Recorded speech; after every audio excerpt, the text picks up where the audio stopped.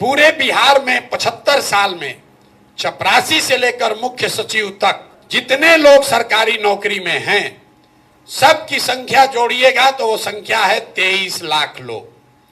1.97% लोग ही सरकारी नौकरियों में हैं।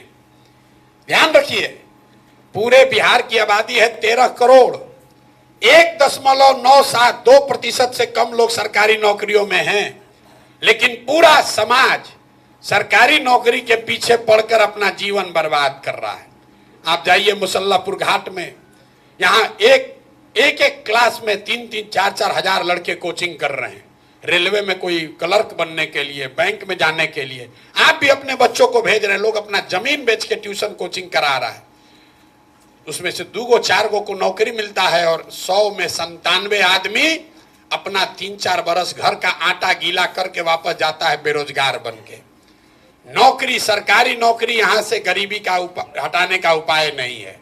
गरीबी हटानी है तो 3 बातें सुधारनी है।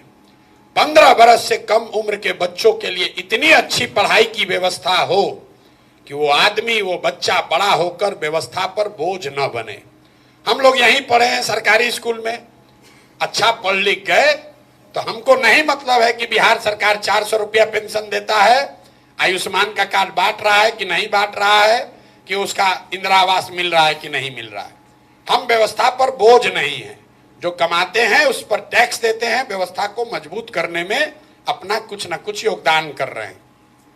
अगर इनकम टैक्स नहीं भी दे रहे हैं तो आप बड़े कंज्यूमर हैं, 20,000-30,000 रुपया कमाते हैं, खर्चा करते हैं, तो जो चीज आप खरीद रहे हैं उस पर जीएसटी लग रहा है 18%, 20%, तो समाज के प्रति आपका योगदान है।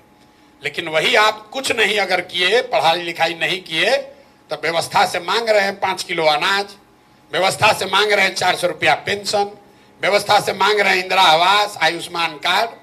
तो जन स्वराज की पहली सोच है कि सबसे पहले 15 साल से कम उम्र के बच्चों को पढ़ाने की इतनी अच्छी व्यवस्था बनाई जाए कि वो आगे व्यवस्था पर बोझ न बने।